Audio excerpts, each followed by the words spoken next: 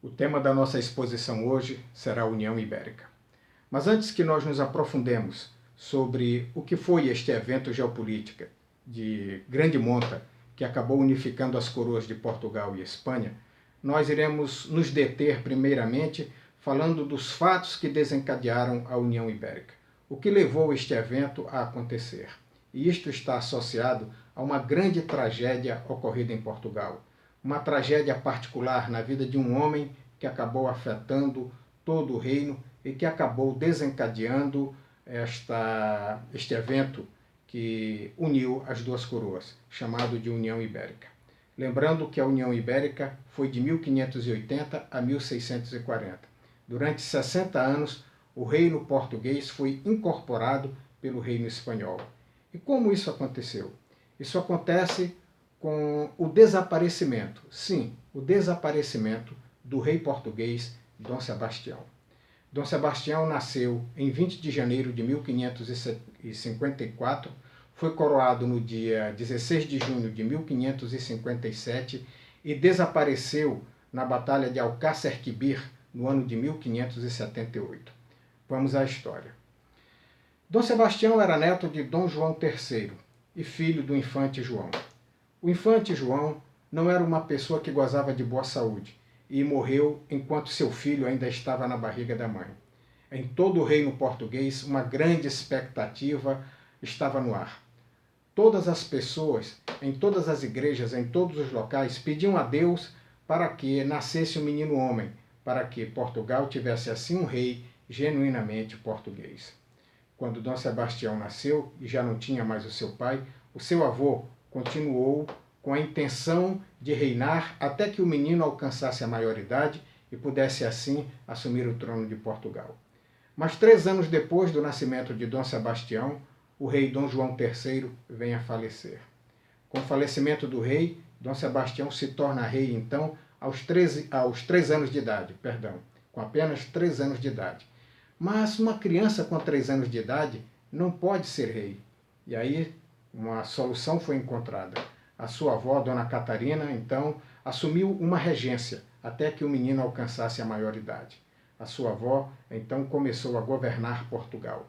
Essa regência também teve um curto espaço de duração, pois Dona Catarina não se sentiu mais saudável para poder continuar com a regência e, assim, o reino de Portugal foi ocupado por um tio-avô de Dom Sebastião, chamado Dom Henrique. Dom Henrique era um cardeal, era um senhor de idade e muito sábio. Durante o reinado de Dom Henrique, Portugal teve uma vida política tranquila. Não teve guerras, não teve nenhum fato que viesse a desencadear nenhuma inquietação no reino de Portugal.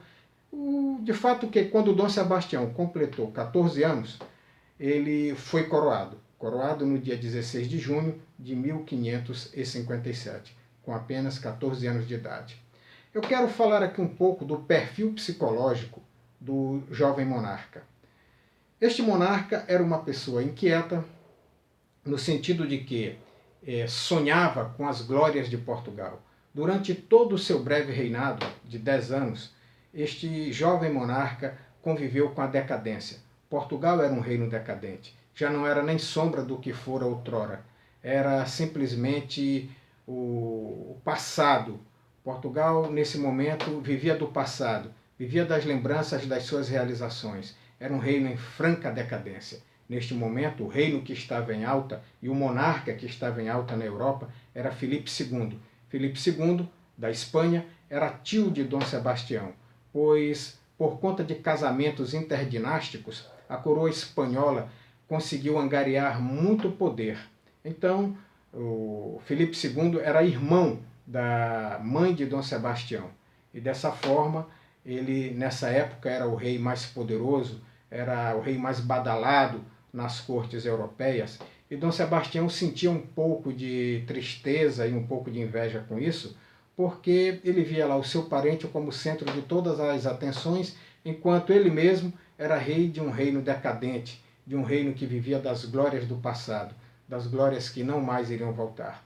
Então ele acalentava este sonho de restaurar a antiga dignidade de Portugal, de fazer com que Portugal fosse novamente um reino respeitável, forte e rico. E ele acalentava esse sonho com ele. Era muito impulsivo.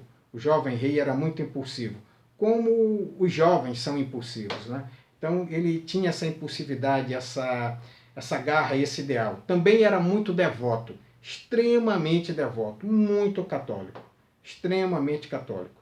Ele tinha um sonho, vamos falar assim, globalista.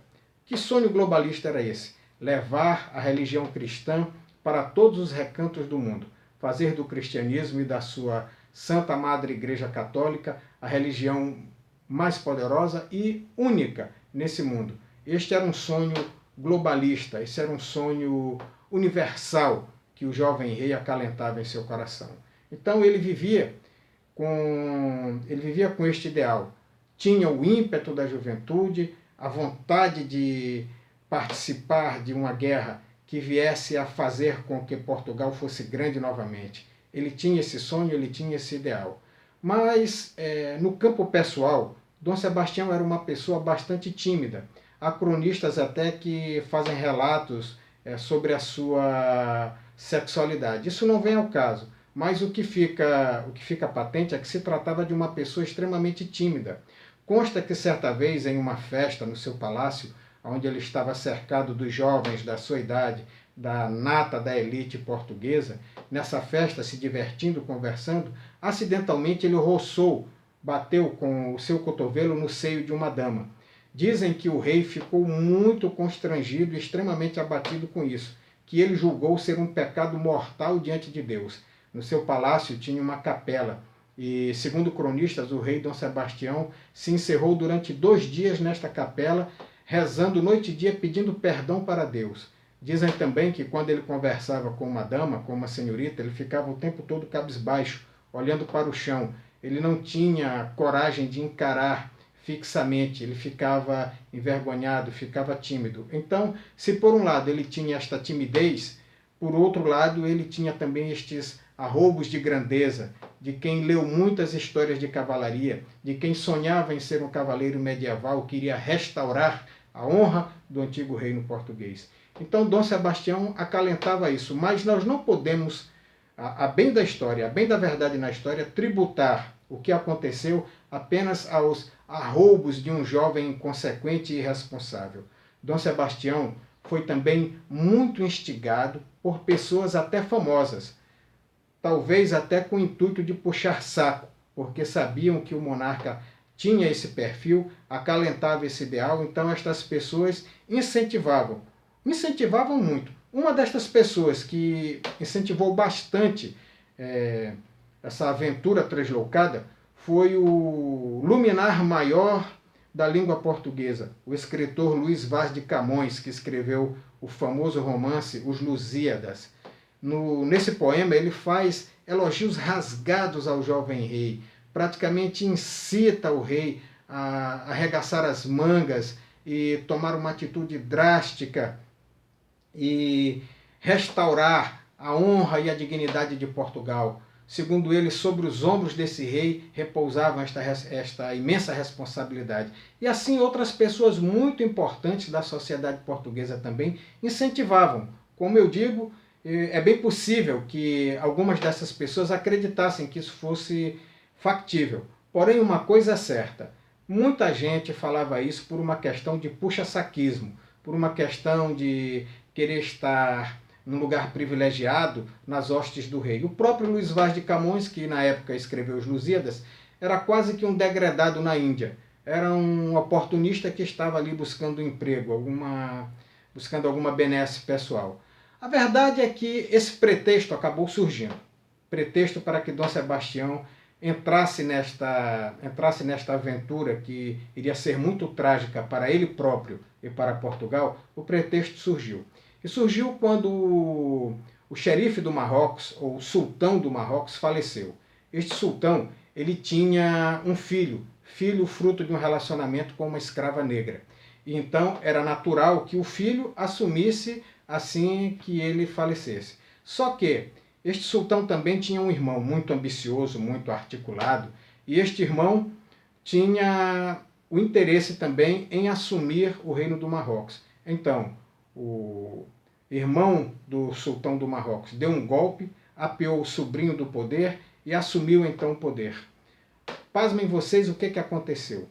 Houve um pedido de socorro, um pedido de ajuda por parte do jovem que fora deposto pelo seu tio. Para quem? Para quem? Para Dom Sebastião, para Portugal. Aí surgiu então a grande desculpa.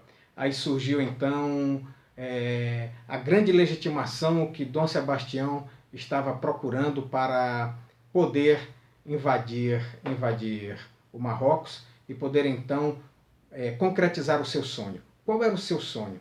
Invadir o Marrocos, ocupar o Marrocos, marchar até o Egito, depois destronar o sultão da Turquia e levar a bandeira do cristianismo para todos os lugares, converter os infiéis e assim fazer da religião cristã a religião universal em todo o mundo. Este era o sonho globalista de Dom Sebastião. E esta fixação pelo Marrocos é porque ali está a antiga Ceuta.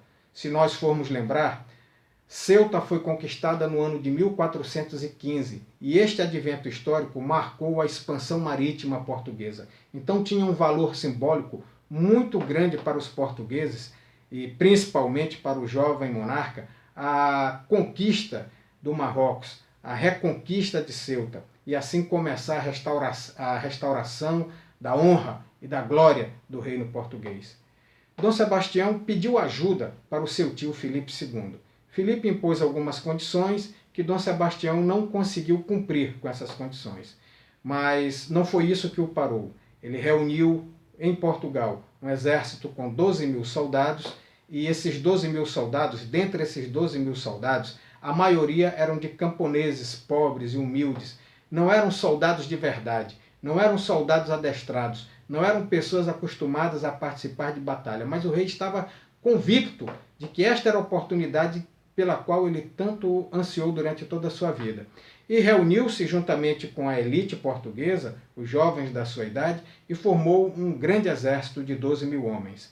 Zarpou de Portugal, apesar dos conselhos da sua avó, para que ele não fosse para o Marrocos, porque era muito arriscado, ela temia pela sua vida em uma guerra, e dos sábios conselhos do seu tio-avô, Dom Henrique, que falava o quanto esta aventura era arriscada, uma vez que Dom Sebastião não tinha herdeiros, e isso, se viesse a acontecer alguma coisa com ele, poderia desencadear o fim da monarquia portuguesa. O rei não ouviu. Ele foi atrás daqueles que o incentivavam e do sentimento que ele acalentava em seu coração.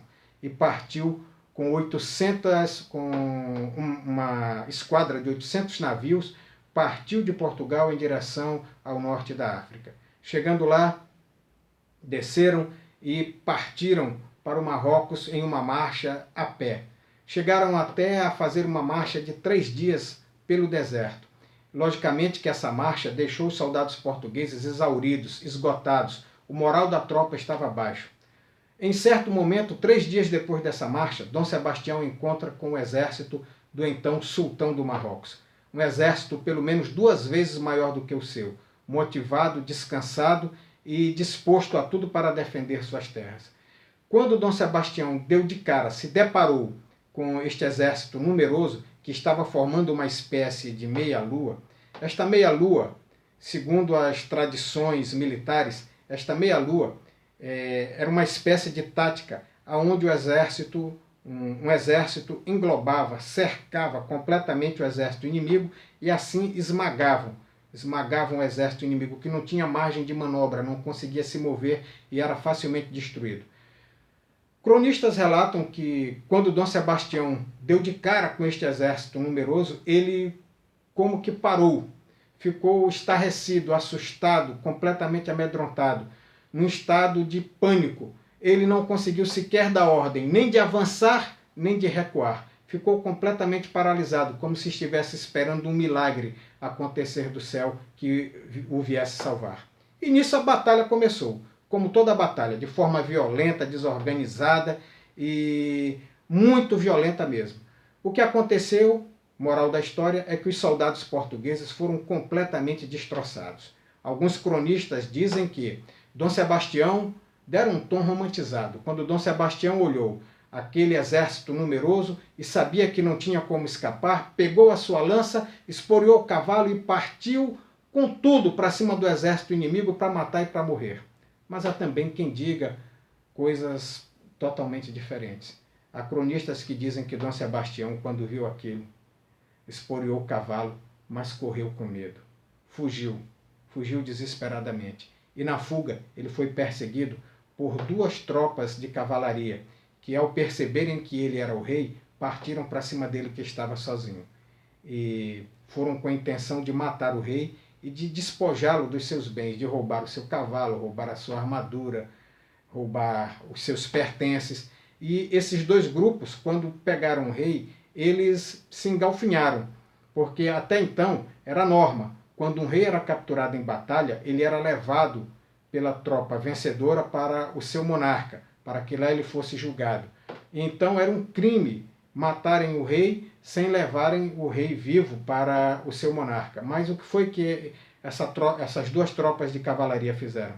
Eles mataram o rei para roubá-lo e, para não deixar provas de que o rei Dom Sebastião tinha sido morto, literalmente despedaçaram o corpo dele a golpes de espada, de lanças, deixaram só a carne moída na areia.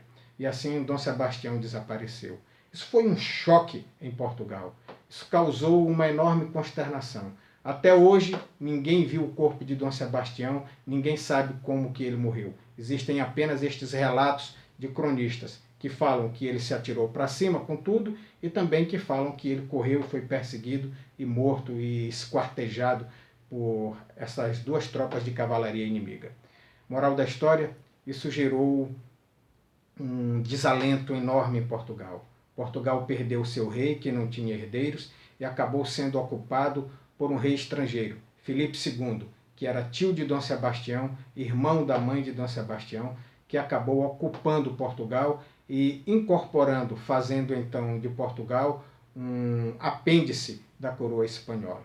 Até hoje em Portugal existe um sentimento messiânico. Tem pessoas que esperam a volta de Dom Sebastião. Esperam que Dom Sebastião vai voltar em meio a um dia de bastante nevoeiro e vai restaurar a honra, a glória e a dignidade de Portugal. Até hoje tem gente que espera. Isso gerou um sentimento messiânico, quase que religioso, chamado de sebastianismo. Assim nós terminamos esta nossa exposição. No próximo vídeo nós iremos falar da União Ibérica e dos seus efeitos, principalmente aqui no Brasil, que neste momento era uma colônia portuguesa. Até a próxima, um grande abraço.